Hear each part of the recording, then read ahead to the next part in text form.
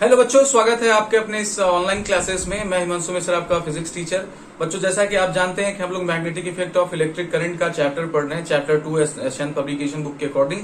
और इसमें हम लोगों ने काफी कुछ डिस्कस किया हुआ है। इस वीडियो से पहले जो लास्ट वीडियो था उसमें हम लोगों ने बात किया था कि अगर किसी करंट कैरिंग वायर को मैग्नेटिक फील्ड में रखा जाता है तो उस पर फोर्स लगता है। फोर्स के डायरेक्शन की बात हम लोगों ने की, यानी बहुत अच्छे से बातों को समझा कि किस तरीके से फोर्स लगता है। प्रीवियस वीडियो में ही मैंने आपको बताया था कि जब क्या होता है, किसी बॉडी पर किसी करंट कैरिंग वायर को मैग्नेटिक फील्ड में रखते हैं तो उस पर एक फोर्स काम करता है। फोर्स का डायरेक्शन हम फ्लेमिंग लेफ्ट हैंड रूल के अकॉर्डिंग निकालते हैं। और मैंने आपको एक दो केसेस करके भी दिखाया कि फोर्सेस कैसे कैलकुलेट करते हैं। उसी वीडियो में मैंने बच्चे आपको बताया कि ये आपकी जो प्रिंसिपल है, यानी ये जो लॉ है या जो ये कह सकते हैं कि थियरी है, ये बड़ा एप्लीकेशन में आता है हमारे डेली लाइफ में। अब आप कहाँ पूछोगे सर कि कहाँ पर, तो हमारे इलेक्ट्रिक मोटर में बेटे इसका बहुत ही बृहद इस्तेमाल होता है। अब इलेक्ट्रिक मोटर आप कहाँ कहाँ देख सकते हैं। एक तो आपका जो पानी का मोटर है, जो क्या करता है, पाइप से ले जाके छत पर आपके टंकी में पानी फिल करता है, वो इलेक्ट्रिक मोटर है आपका। दूसरा, आपका वॉशिंग मशीन में इलेक्ट्रिक मोटर लगा होता है। तीसरा, आपके इलेक्ट्रिक जो कार आते हैं उनमें जो मोटर्स लगे होते हैं वो भी इलेक्ट्रिक मोटर्स होते हैं। तो और जब आप कभी जाइए जहां पे आटे की चक्की वगैरह पे, तो वहां पे भी देखिए मोटर लगा हुआ होता है। तो वो क्या है, इलेक्ट्रिक मोटर है। और आपसे पूछे कि किस प्रिंसिपल पे काम करता है, किस सिद्धांत पर काम करता है, तो आप क्या बताएंगे कि जब किसी करंट कैरिंग वायर को मैग्नेटिक फील्ड में रखा जाता है तो वो क्या करता है, करंट को कैरी करता है। करंट को कैरी करता है, यही इसका क्या है, प्रिंसिपल है। तो सबसे पहले इलेक्ट्रिक मोटर है क्या? तो इलेक्ट्रिक मोटर क्या है, एक ऐसा डिवाइस है बेटे जो इलेक्ट्रिक एनर्जी को मैकेनिकल एनर्जी में कन्वर्ट करता है। अब सर मैकेनिकल एनर्जी क्या है? देखो बेटे, जैसे हम वॉक करते हैं तो ये मैकेनिकल एनर्जी के फॉर्म में हम खर्च कर रहे हैं। फैन मूव कर रहा है तो ये क्या हो रहा है, मैकेनिकल एनर्जी को खर्च कर रहा है ना, इलेक्ट्रिक एनर्जी को मैकेनिकल एनर्जी की। तो जहां भी किसी ऑब्जेक्ट की मोशन स्टार्ट हो जाती है, वो मैकेनिक्स में, फिजिक्स में एक ब्रांच है, मैकेनिक्स में लिया जाता है। और अगर हम उसकी एनर्जी को स्टडी करते हैं तो वो मैकेनिकल एनर्जी के नाम से जाना जाएगा। हम वॉक करते हैं, हम है ना दौड़ते हैं, तो ये मैकेनिकल एनर्जी के क्या है, जो खर्च हो रहा है एनर्जी, उसे मैकेनिकल एनर्जी बोला जा सकता है। दूसरे नंबर पे कार मूव कर रही है तो कार फ्यूल की जो एनर्जी है उसे किस में कन्वर्ट कर रही है, मैकेनिकल एनर्जी में कन्वर्ट कर रही है। आपके इलेक्ट्रिक मोटर की बात करें इसी तरीके से, तो वो इलेक्ट्रिक एनर्जी आप दे कौन सा एनर्जी दे रहे हो, इलेक्ट्रिक एनर्जी दे रहे हो ना, इलेक्ट्रिसिटी दे रहे हो ना, तो आप क्या दे रहे हो, उसे इलेक्ट्रिक एनर्जी दे रहे हो। और उसी का वो क्या कर रहा है, कन्वर्जन मैकेनिकल एनर्जी में कन्वर्ट कर रहा है। तो आप देख सकते हैं कि वो मूव करता है, उसका क्या जो आर्मेचर होता है उसके अंदर देखिए फैन टाइप का आपको लगता है, उसके बारे में आप नहीं जानते, ठीक है। वो मूव करता है, वो साथ ही साथ अगर देखें तो क्या करता है, वो पानी को नीचे से ले जाके छत पर पहुंचाता है। तो ये आपको आपके मन में ये आया कि इलेक्ट्रिक मोटर करता क्या है। तो इलेक्ट्रिक मोटर एक बेटे ऐसे डिवाइस है जो क्या करता है, इलेक्ट्रिक एनर्जी को मैकेनिकल एनर्जी में क्या करता है, कन्वर्ट करता है। तो सबसे पहले हेडिंग किया जाए इलेक्ट्रिक मोटर।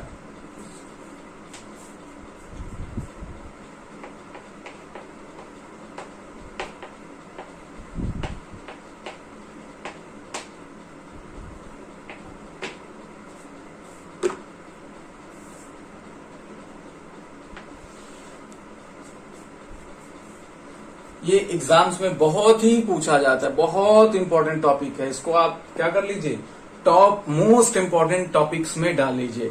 इस वजह से आप चाहे यहाँ स्टार लगा दें। भाई आप अपने टॉपिक्स को कैसे लिखते हैं कि भाई ये क्या है, इसे 5 स्टार दीजिए। ये बहुत ही इंपॉर्टेंट टॉपिक है, ठीक है। मोस्ट इंपॉर्टेंट टॉपिक में से एक आपका इलेक्ट्रिक मोटर है। तो सबसे पहले इसके बारे में लिखते हैं कि what is the electric motor, ठीक है। An electric motor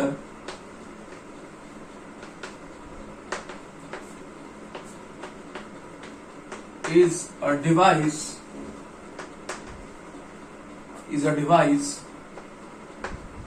which converts the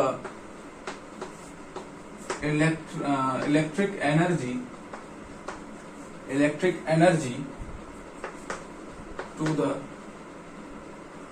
electric energy into the mechanical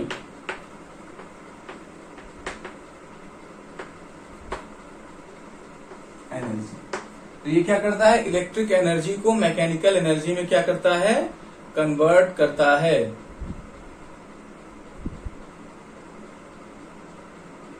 इसको अपनी कॉपी में लिखिए। जिस सीक्वेंस में मैं लिखा रहा हूं उसी सीक्वेंस में आपको एग्जाम में लिखना है।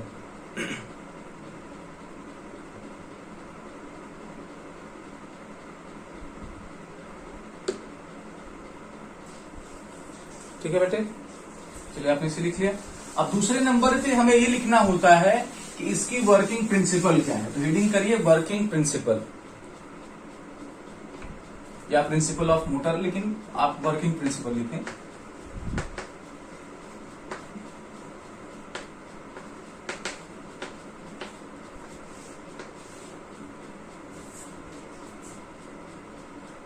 तो वर्किंग प्रिंसिपल क्या होता है बेटे, कि जब भी हम क्या करते हैं, किसी करंट कैरिंग वायर को मैग्नेटिक फील्ड में रखते हैं तो ये क्या करता है, फोर्स फील होता है। इसे पिछली वीडियो में मैंने बहुत अच्छे से बताया था। मान लीजिए ये मैग्नेटिक फील्ड है और इस पर क्या कर दें, कोई वायर में करंट फ्लो करा दें, तो आप क्या कर सकते हैं, देखेंगे कि इस पर एक क्या होगा, फोर्स लगेगा। और फोर्स का डायरेक्शन कैसे निकालेंगे बेटे, हम फोर्स का डायरेक्शन निकालेंगे फ्लेमिंग लेफ्ट हैंड रूल से, कि हम इसको क्या करते हैं, इसको करंट के डायरेक्शन में रखते हैं, इसको मैग्नेटिक फील्ड के डायरेक्शन में, यानी बीच वाली अंगुली को करंट के डायरेक्शन में, इसको मैग्नेटिक फील्ड के डायरेक्शन में।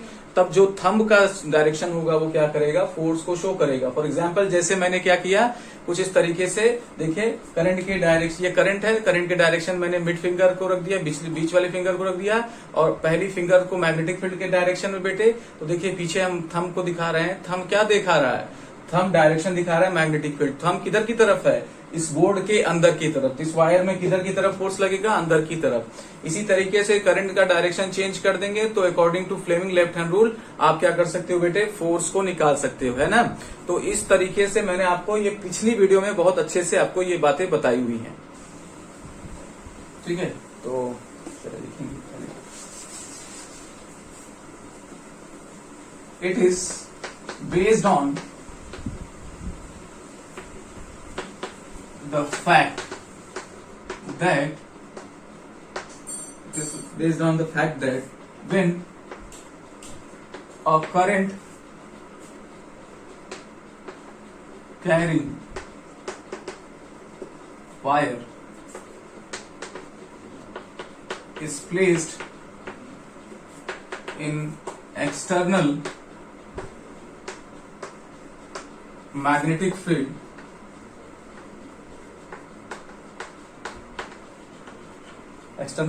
field, then it feels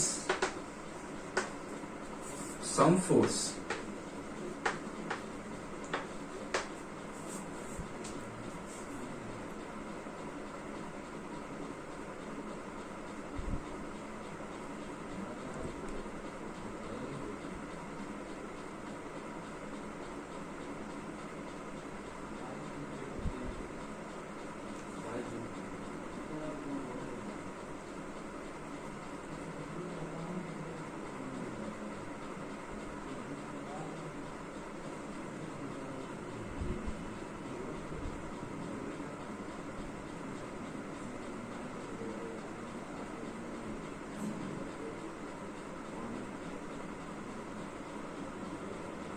ठीक है, चलिए बेटे, तो ये क्या हो गया आपका, आपको वर्किंग प्रिंसिपल पता लग गया। अब बात करते हैं कंस्ट्रक्शन। कंस्ट्रक्शन की तीसरे नंबर पे क्या आता है, हेडिंग कंस्ट्रक्शन। ठीक है, तो चलिए लिखते हैं।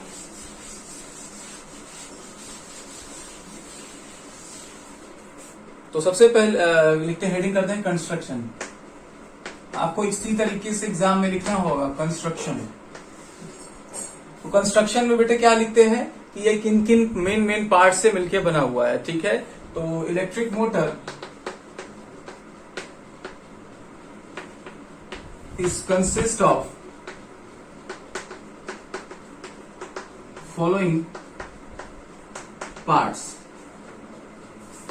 तो नीचे दिए गए पार्ट से मिलके बना हुआ है। तो सबसे पहले आपका होता है बेटे एक, अभी हम इसको एक्सप्लेन करेंगे बारी बारी से, लेकिन पहले लिखते हैं। पहला होता है आर्मेचर, आर्मेचर कॉइल। पहले नंबर पे आता है आपका आर्मेचर कॉइल। हम बारी बारी से सबको एक्सप्लेन करेंगे, फिर डायग्राम के थ्रू समझाएंगे कैसे काम करता है। दूसरे नंबर पे बेटे आता है आपका स्ट्रॉन्ग फील्ड मैग्नेट। ऐसा मैग्नेट जिसकी फील्ड क्या हो, स्ट्रांग हो। तो हमें दो मैग्नेट्स चाहिए, मतलब एक एक्चुअली नॉर्थ साउथ दो मैग्नेट्स अलग अलग डायरेक्शन में देना होता है, तो मैग्नेट्स जिनकी मैग्नेटिज्म स्ट्रांग हो वो ऐसा चाहिए, और दो मैग्नेट्स चाहिए होते हैं, या एक ही मैग्नेट से भी काम चलाया जा सकता है। ठीक है। तीसरा बेटे हमें चाहिए होता है split ring type commutator. Split ring type commutator.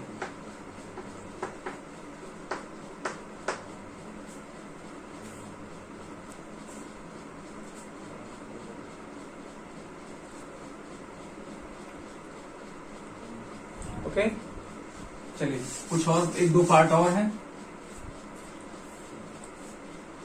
चौथा है बेटे, कुछ लोग इसे ब्रूसेस पढ़ते हैं, कुछ लोग इसे ब्रसेस पढ़ते हैं, आप चाहे जो पढ़े, ब्रूसेस, कार्बन ब्रूसेस के नाम से भी कह सकते हो। 5वें नंबर पे आता है आपका बैटरी।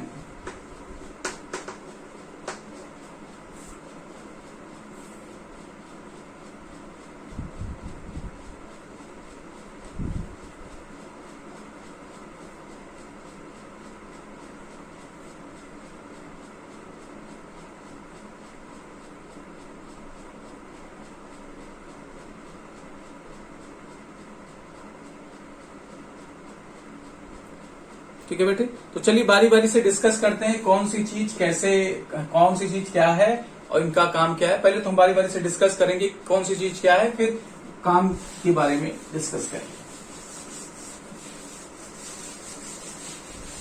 तो सबसे पहले आपने हेडिंग की है आर्मेचर, तो चलिए आर्मेचर के बारे में लिखते हैं। हेडिंग करिए आर्मेचर।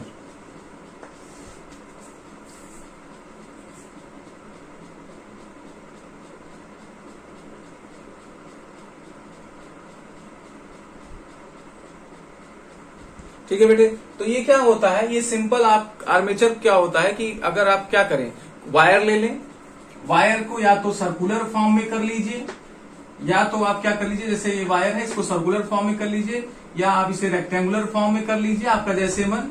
तो ये क्या है, ये आपकी आर्मेचर बोले जा सकते हैं। तो आर्मेचर क्या है, आपका इंसुलेटेड कॉपर वायर होता है, यहाँ पर उसे रेक्टेंगुलर शेप में रखा जाता है। इलेक्ट्रिक मोटर में वायर का जो लूप बनाया जाएगा वो कैसा बनाया जाएगा, रेक्टेंगुलर फॉर्म में रखा जाएगा। तो आर्मेचर आपका कुछ नहीं बेटे, सिर्फ क्या है, वायर्स का लूप है, और किस फॉर्म में, रेक्टेंगुलर फॉर्म में होगा। ठीक है, इट इज कंसिस्ट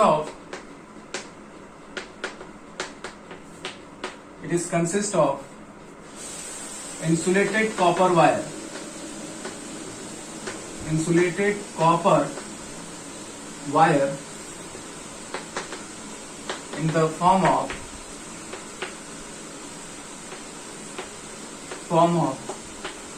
rectangular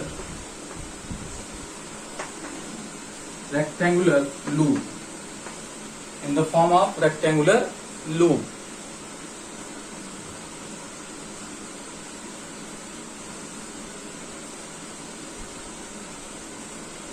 ठीक है,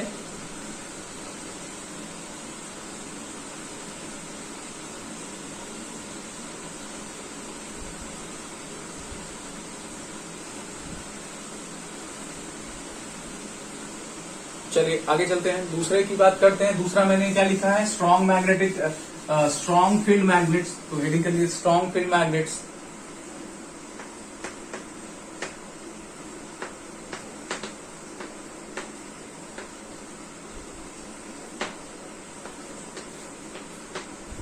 तो स्ट्रॉन्ग फील्ड मैग्नेट्स क्या होता है बेटे, सिंपल दो पोल पीसेस यानी नॉर्थ साउथ पोल पीसेस हमें चाहिए होते हैं, और इनकी मैग्नेटिक फील्ड जो होनी चाहिए वो स्ट्रांग होनी चाहिए, सिंपल। और उसी के बीच में यानी जहां पे मैग्नेटिक फील्ड होगी दोनों की, उसी पे क्या रखा जाना चाहिए, आर्मेचर यानी कॉयल को क्या किया जाता है, प्लेस किया जाता है। तो आपको बात मेरी समझ में आई? ठीक है। These is two pole pieces of magnet having strong magnetic field.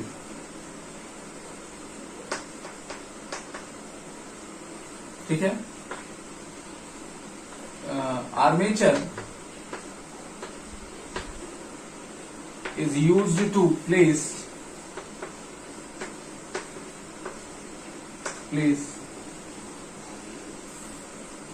between the two pole pieces. Armature को कहाँ रखा जाता है, इन्हीं दो पोल पीसेस के बीच में बेटे रखा जाता है। यही बात बताई जा रही है।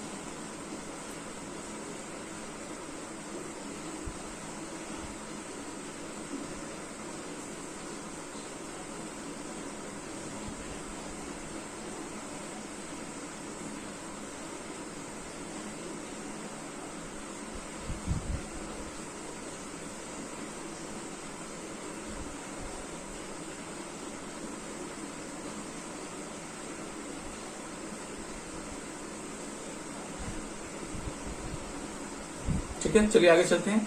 तीसरे नंबर पे आपने क्या लिखा है, स्प्लिट रिंग टाइप कम्यूटेटर। तो ये बेटे क्या होते हैं, अगर आप देखें, पहले आप समझ ले क्या होता है, तो फिर मैं आपको क्या करता हूं समझाता हूं। कि जैसे आपके पास ये पाइप है छोटी सी, आपने इसको कैसे कट कर दिया, ऐसे कट कर दिया। तो जब ऐसे कट कर देंगे तो आपको ये कैसा दिखेगा,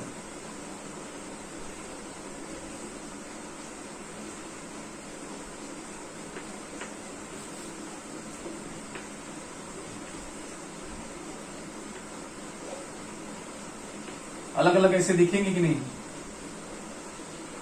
और ये ऐसे मैंने कट कर दिया, ऐसे पाइप है इसको कट कर दिया, तो दो पार्ट ऐसे निकल के आ जाएंगे।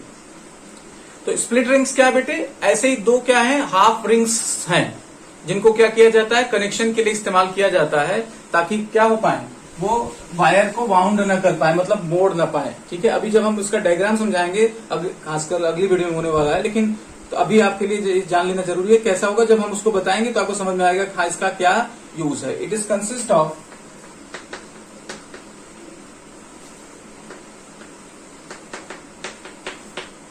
two halves of metallic rings.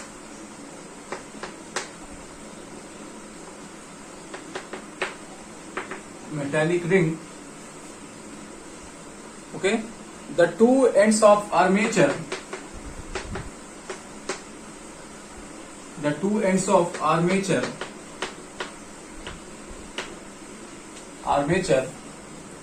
are connected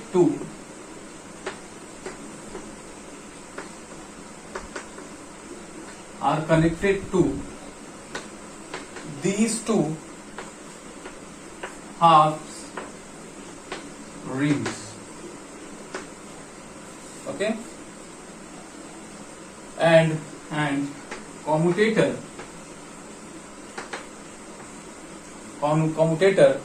reverse the direction. सब समझाऊंगा, जब इसका मैं डायग्राम अगली वीडियो में बनाऊंगा तो आपको सारी बातें समझ में आएंगी। Reverse the direction of current in armature coil.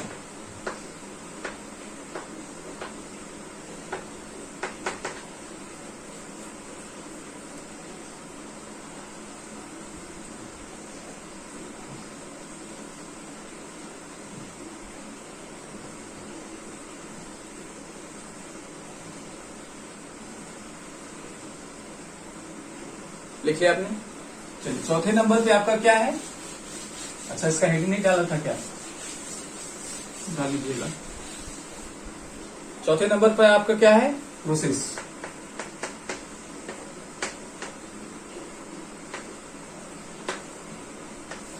तो प्रोसेस क्या है बेटे, ये क्या होते हैं, ये क्या होते हैं, कार्बन ब्रूसेस के अगेंस्ट में जुड़े होते हैं और ये क्या करते हैं, कांटेक्ट के लिए यूज होते हैं। वायर का कांटेक्ट इसी से किया जाता है ताकि क्या हो, वायर सेफ रहे। अभी जब हम इसका डायग्राम बनाएंगे समझ में आएगा। अभी ये जान लो कनेक्शन के लिए यूज ये होता है।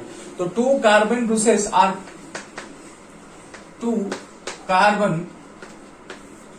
Bruises press against the commutator.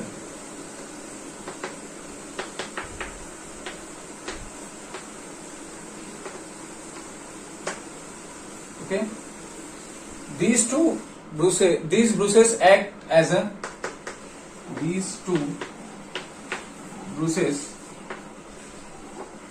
act as contact between wire and armature.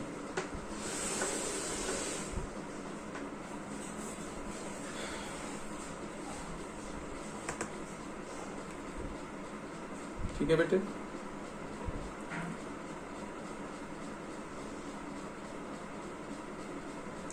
वो आप कह सकते हैं कि बैटरी से कनेक्टेड होता है। चलिए नेक्स्ट आपका बैटरी सिंपल बेटे बाय करंट सप्लाई करता है किसको, आर्मेचर को। कार्बन ब्रूसेस से कनेक्ट होता है। पांचवा, इट इज कनेक्टेड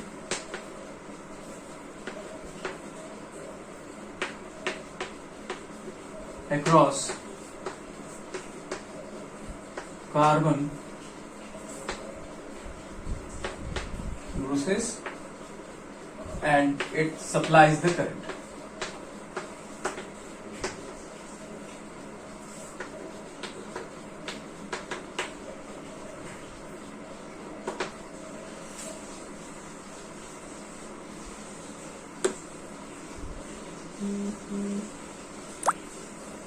चलिए बच्चों, आज के इस वीडियो में इतना ही।